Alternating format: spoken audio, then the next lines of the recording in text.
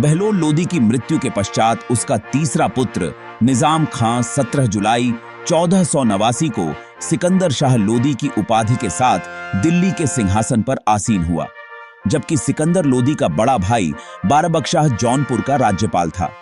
आपका बिल्कुल टाइम खराब ना करते हुए आगे बढ़ते हैं, तो आप भी आगे बढ़ने से पहले एक छोटा सा लाइक और सब्सक्राइब बटन प्लीज दबा दीजिए। सिकंदर लोदी की मां जयबंद एक सुनार की पुत्री थी, इसलिए राजनीतिक लाभ के लिए उसने धार्मिक असहिष्णुता का सहारा लिया। सिकंदर लोदी सुडौल तथा शक्तिशाली था, अतः अपने व्यक्तित्व को सुंदर बनाए रखने के लिए वह कभी दाढ़ी नहीं रखता था। राज्य विस्तार तथा सुल्तान की शक्ति प्रतिष्ठा की स्थापना की दृष्टि से सिकंदर लोदी अपने पिता बहलोल लोदी तथा अपने पुत्र इब्राहिम लोदी से श्रेष्ठ साबित हुआ। सिकंदर लोदी स्वयं शिक्षित तथा विद्वान था। वह फारसी भाषा का ज्ञाता था। उसने 9000 फारसी कविताओं का दीवान लिखा था। वह गुलरूखी उपनाम से फारसी में कविताएं भी लिखता था। रात्रि के समय तकरीबन 70 विद्वान उसके पलंग के पास बैठकर विभिन्न प्रकार की चर्चाएं करते थे। उसने संस्कृत के कई ग्रंथों का फारसी में अनुवाद करवाया। मुस्लिम शिक्षा में सुधार करने के लिए उसने तुलंबा के विद्वान शेख अब्दुल्लाह और शेख अजीजुल्लाह को बुलाया था। सिकंदर लोदी ने एक आयुर्वेदिक ग्रंथ का फारसी में अनुवाद करवाया, जिसका नाम फरहंगे सिकंदरी रखा गया। सिकंदर लोदी के शासनकाल में ही संगीत विद्या के एक श्रेष्ठ ग्रंथ लज्जत ए सिकंदर शाही की रचना हुई।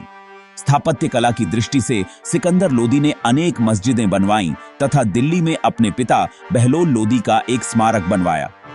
सिकंदर लोदी ने 1504 ईस्वी में राजस्थान के शासकों पर अपने एकाधिकार को सुरक्षित रखने तथा व्यापारिक मार्गों पर नियंत्रण रखने के उद्देश्य से आगरा शहर की स्थापना की। आगरा में उसने एक किले का भी निर्माण करवाया, जो बादलगढ़ का किला के नाम से प्रख्यात था।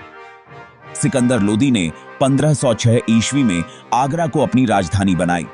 सिकंदर लोदी के राजत्व सिद्धांत का मुख्य उद्देश्य सुल्तान की शक्ति में वृद्धि करना तथा अमीर वर्ग, विशेषकर अफगान सरदारों को नियंत्रण में रखना था। इस कार्य के लिए सिकंदर लोदी ने कार्य करने शुरू किए। पहला यह कि अपने पिता बहलोल लोदी के विपरीत उसने दरबार में राज सिंहासन पर बैठना शुरू किया। दूसरा यह कि दरबार में अफगान सरदारों की अनुपस्थिति के साथ ही अनुशासनहीनता की स्थिति में उसने कठोर दंड देने का विधान किया। सुल्तान सिकंदर लोदी ने 22 षड्यंत्रकारी सरदारों का वध करवा दिया अथवा राज्य से निष्कासित कर दिया। तारीख ए दाऊदी के मुताबिक संभल में चौगान खेलते समय जब 2 अफगान सिकंदर लोदी के सामने ही झगड़ने लगे, तब उसने उन्हें कोड़ों से पिटवाया। प्रांतीय गवर्नरों को 6 कोस आगे जाकर शाही फरमान प्राप्त करना होता था।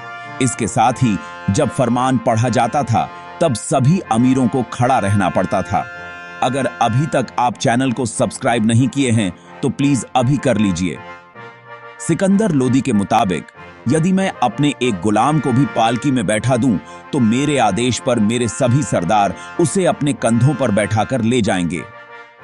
इस प्रकार सुल्तान सिकंदर लोदी ने राज्य के प्रमुख सरदारों पर अपने सख्त नियंत्रण में रखा। गद्दी पर बैठते ही सुल्तान सिकंदर लोदी ने सबसे पहले अपने विरोधियों का सफाया किया। सिकंदर लोदी के दबाव से उसका चाचा आलम खान रपरी छोड़कर गुजरात भाग गया।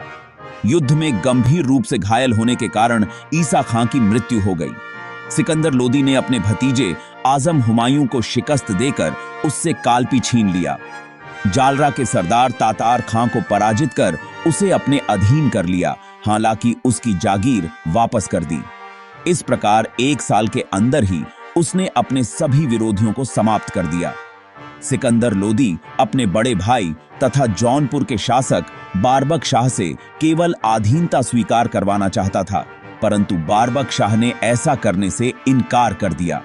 तत्पश्चात सिकंदर लोदी ने युद्ध में बारबक शाह को पराजित कर उसे जौनपुर लौटा दिया तथा वहां अपने व्यक्तियों की नियुक्ति की। बावजूद इसके जब बारबक शाह शासन करने में असफल रहा, तो उसे कैद कर कारागार में डाल दिया और वहां एक सूबेदार की नियुक्ति की। हालांकि जौनपुर में विद्रोह हो गया और विद्रोही सरदारों के नेता जुगा ने भागकर बिहार में हुसैन शाह शर्की के पास शरण ली। इसके बाद 1494 ईस्वी में बनारस के समीप हुए एक युद्ध में सुल्तान सिकंदर लोदी ने हुसैन शाह शर्की को परास्त कर बिहार को दिल्ली सल्तनत में मिला लिया। जौनपुर के पश्चात सिकंदर लोदी ने तिरहुत को अपने अधीन कर लिया। हुसैन शाह शर्की बंगाल भाग गया, लेकिन लोदी की सेना ने बंगाल की सीमा तक उसका पीछा किया। बंगाल का शासक अलाउद्दीन शाह ने लोदी की सेना को रोकने के लिए अपने पुत्र दानियाल के नेतृत्व में एक सेना भेजी, परंतु युद्ध से पूर्व ही दोनों पक्षों में यह समझौता हो गया कि कोई भी किसी की सीमा में आक्रमण नहीं करेगा। मालवा के आंतरिक संघर्ष में हस्तक्षेप करने का मौका मिलने बाद भी सिकंदर लोदी ने मालवा पर आक्रमण नहीं किया, यद्यपि उसने चंदेरी पर आधिपत्य कायम कर लिया। सिकंदर लोदी धौलपुर, मंदरेल, उदगिरी, नरवर और नागौर जैसे राजपूत राज्यों को जीतने में सफल रहा। सिकंदर लोदी ने ग्वालियर किले पर नियंत्रण स्थापित करने के लिए 5 बार प्रयास किए, लेकिन राजा मान सिंह तोमर ने उसे हर बार शिकस्त दी। राजपूत राज्यों पर अपने एकाधिकार को सुरक्षित रखने के लिए सिकंदर लोदी ने 1504 ईस्वी में आगरा शहर बसाया। इस प्रकार के महमूद बेगड़ा और मेवाड़ के राणा सांगा के समकालीन सिकंदर लोदी ने अपने शासनकाल में दिल्ली सल्तनत को शक्तिशाली बनाया।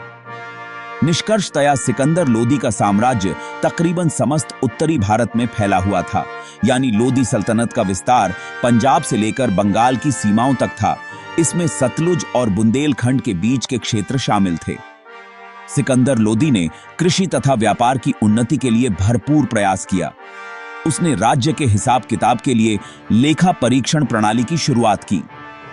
उसने खाद्यान्न करों को समाप्त कर दिया तथा व्यापारिक कर भी हटा लिए, ताकि लोगों की आर्थिक समृद्धि को बढ़ावा मिले। उसने निर्धनों के लिए मुफ्त भोजन की व्यवस्था की। सिकंदर लोदी ने भूमि की पैमाइश के लिए एक प्रमाणिक पैमाना गज ए सिकंदरी का प्रचलन शुरू करवाया, जो प्रायः 30 इंच का होता था। सिकंदर लोदी सल्तनत काल का एकमात्र सुल्तान था जिसने खम्स, लूट का माल से कोई हिस्सा नहीं लिया। उसने राज्य के शासकों, सरदारों और असामाजिक तत्वों पर कड़ी निगरानी रखने के लिए गुप्तचर विभाग का पुनर्गठन किया। अभी तक आप चैनल को सब्सक्राइब कर ही लिए होंगे, अगर नहीं किए हैं तो प्लीज अभी कर लीजिए। सिकंदर लोदी ने असहिष्णुता की नीति अपनाई।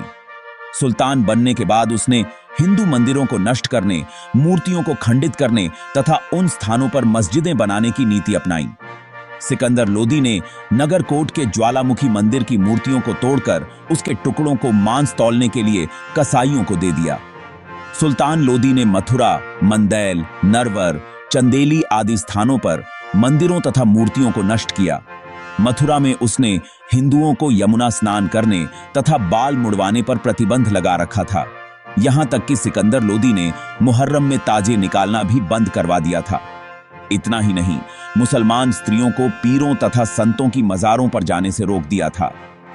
क्रोध में आकर सिकंदर लोदी ने शर्की शासकों द्वारा जौनपुर में बनवाई गई मस्जिदों को भी तोड़ने का आदेश दे दिया था, परंतु उल्लेमाओं के कहने पर उसने अपना आदेश वापस ले लिया। सिकंदर लोदी को धर्मांधता के दोष से मुक्त नहीं किया जा सकता।